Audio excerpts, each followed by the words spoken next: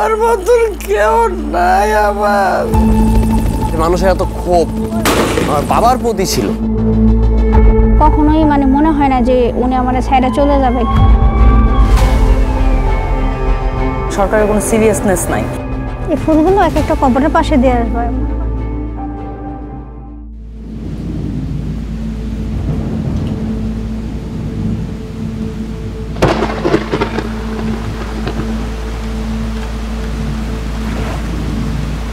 এক পশলা বৃষ্টির পর রায়েরবাজার কবরস্থানে নেমে আসে নিশ্চিম নিস্তব্ধতা। অন্যান্য দিনের মতো ছেলে আলফিকে নিয়ে কবরস্থানের ৪ নম্বর ব্লকে গৃহবধূ ফারজানা। স্বামী আসাদুল্লাহর কবর দেখতে প্রায় এখানে আসেন তিনি, কিন্তু ফারজানা জানেন না কোন কবরে শুয়ে আছেন তার প্রিয় মানুষটি। বাবার কবর কোনটি? অবুঝ ছেলের এমন প্রশ্নে তাই নির্বাক ফারজানা। ও বলে যে আমার বাবার কবর কোনটা, তখন আমি তো বলতে পারি না যে এটা তোমার বাবার কবর। আমি জাস্ট বলি যে এই ৮টার মধ্যে একটা তোমার বাবার কবর আছে। এখনো পর্যন্ত আমি নিজেই জানি না যে কোনটা ওর বাবার কবর।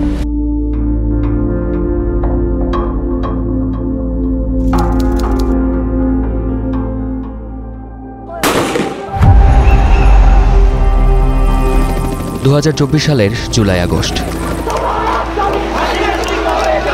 শেখ হাসিনা সরকারের পতনের দাবিতে উত্তাল সারা দেশ।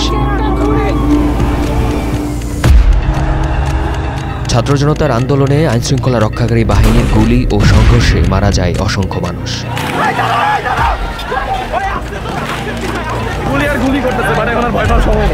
ঢাকা মেডিকেলে আসে নাম পরিচয়হীন একের পর এক মরদেহ। এদের অনেকের মরদেহ বুঝে নেন স্বজনরা, আর পরিচয় না জানা মরদেহগুলো দাফনের ভার পড়ে আঞ্জুমান মুফিদুলের উপর।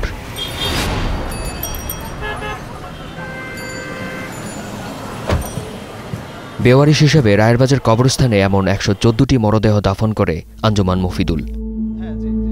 নিয়ম অনুযায়ী দাফনের আগেই নিহতদের ছবি সংরক্ষণ করে সংস্থাটি।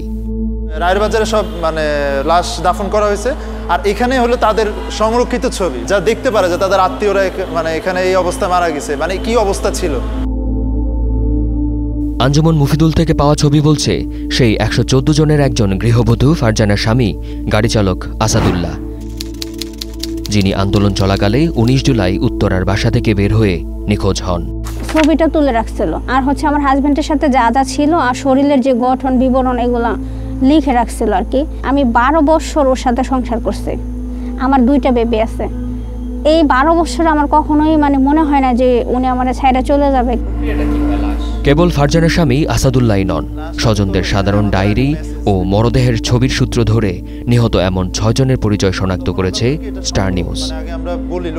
যেমন কলেজ শিক্ষার্থী ফয়সাল সরকার, তিনিও নিখোঁজ হন ১৯ জুলাই আবদুল্লাপুর থেকে। আগের দিন ১৮ জুলাই যাত্রাবাড়ি থেকে নিখোঁজ হন ব্যবসায়ী সোহেল রানা। আমার ছেলে বাঁশি বাজাইছে, বাঁশি সুরে সুরে বাজাইছে। এই যে আমার ছেলে, এই সোনার ছেলে, সোনার ছেলে আর কই পাবো আমি? আর আইব না জীবন আমার সোনার ছেলে। এই যে আমার ছেলে, ওর মতন কে আছে এই জায়গায়? ওর মতন কেউ নাই আমার। গুপিবাগ থেকে ব্যবসায়ী রফিকুল ইসলাম, মোহাম্মদপুরের বেরিবাঁধ থেকে মাহিন ইসলাম, আর যাত্রাবাড়ি থেকে নিখোঁজ হন মোহাম্মদ রফিকুল, যাদের সবারই শেষ ঠিকানা রায়েরবাজার কবরস্থান।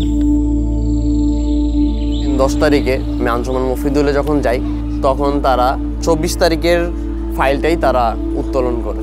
১৯ তারিখ থেকে ২৪ তারিখের ভিতরেই আমি আমার বাবার লাশ পেয়ে যাই। জাস্ট 2টা ফাইল উঠানোর পরে আমার বাবার ছবি। তখন আমার মাথায় জাস্ট 2টা জিনিস ঘুরতেছে যে আমার বাবাকে কে কিভাবে কি করলো, বাবার কি দোষ ছিল যে মানুষের এত ক্ষোভ আমার বাবার প্রতি ছিল। আরেক হচ্ছে যে আমার মাকে আমি কি বুঝাবো। ২০ জুলাইয়ের পর থেকে আগস্ট পর্যন্ত রায়েরবাজারে দাফন হয় ১১৪টি মরদেহ। এর মধ্যে জুলাইয়ে আসে ৮০টি, আর আগস্টে কবর হয় আরও ৩৪টি। ঢাকা মেডিকেলের তথ্য বলছে ১৫ জুলাই পর্যন্ত এই হাসপাতালের মর্গে ছিল ২৮টি মরদেহ। 22 ও 23 জুলাই আসে আরও 8টি। সেই 8 জনের মধ্যেই ছিলেন আসাদুল্লাহ, ফয়সাল, রফিকুল, সোহেল রানা, মাহিন ও মোহাম্মদ রফিকুল। 24 জুলাই অনেকটা তড়িঘড়ি করেই সেই দেহগুলো দাফন হয় রায়ের বাজারে। যেমন এনে করছি, উনে করছি, এনে করছি, একটা আসলে না বডি বলা যাবে। যেমন 29 তারিখে এই যে ফিলিস্তিনি লাশটা আসছে, এটা আমাদেরকে ওনারা সাথে সাথে মার্জিন করে রাখা গেছে, দূতাবাস। এরকম তো কেউ সাথে আসে নাই মার্জিন করার। 2024 সালের গণ অভ্যুত্থানের সময় এখানেই বেওয়ারিশ হিসেবে দাফন করা হয়েছিল 114টি মরদেহ। এর মধ্যে কারো কারো নাম পরিচয় থাকার পরও শুধুমাত্র প্রশাসনের অবহেলায় এখনও তারা পড়ে আছেন নামহীনভাবে। প্রতিদিনই এখানে কোনো না কোনো স্বজন আসেন, হয়তো প্রিয় মানুষটির কবরের পাশ দিয়ে হেঁটে যান, কিন্তু জানেন না ঠিক কোন কবরটি তাদের ভালোবাসার মানুষের। রায়ের বাজারের 4 নম্বর ব্লকে সারি সারি 114টি কবর। এই কবরগুলোতেই আসাদুল্লাহ, ফয়সাল, রফিকুল, সোহেল রানা, মাহিন বা মোহাম্মদ রফিকুলরা শুয়ে আছেন, কিন্তু কোন কবরে কে আছেন সেটি কেউ জানে না। কবরগুলো শনাক্তের জন্য প্রয়োজন ডিএনএ পরীক্ষা। কবর উঠানো হোক, রাজি হয় নাই, এখন মোটামুটি তারা সবাই রাজি হয়েছে। যদি তারা সবাই রাজি হয়ে যায় তাদের ডেড বডি আমরা শনাক্ত করব, এবং যদি কেউ ডিএনএর মাধ্যমে, আর যদি কেউ এখান থেকে তাদের গ্রামের বাড়িতে নিয়ে যেতে চায়, ওটাও আমরা তাদের অ্যালাউ করব। তবে এরপর 2 মাসের বেশি সময় পার হলেও তেমন কোনো উদ্যোগ দেখেননি স্বজনেরা। এ নিয়ে নতুন আশ্বাস দিলেন সিআইডি প্রধান। রায়ের বাজার কবরস্থলে বারবার আমরা ভিজিট করে এসেছি, আমাদের নির্দিষ্ট প্ল্যান হয়ে গেছে।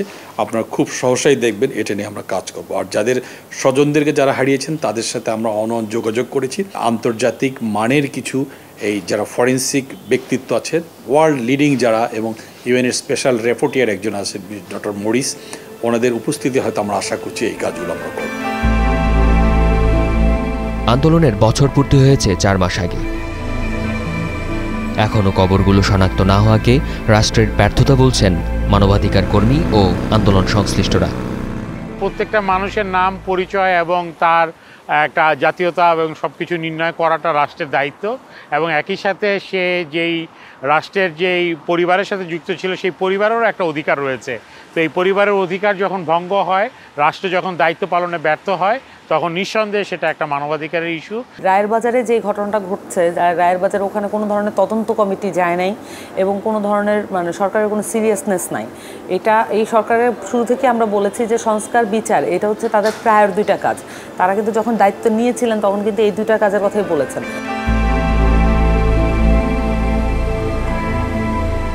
দিন গড়িয়ে সন্ধ্যা নামে, আসে আরও একটি নতুন দিন, কিন্তু ফারজানাদের শোক থামে না। এক বুক হাহাকার নিয়ে স্বামীর কবরের সন্ধানে রায়ের বাজারে সে থমকে দাঁড়ান ফারজানা। এই ফুলগুলো এক একটা কবরের পাশে দেওয়া হয়।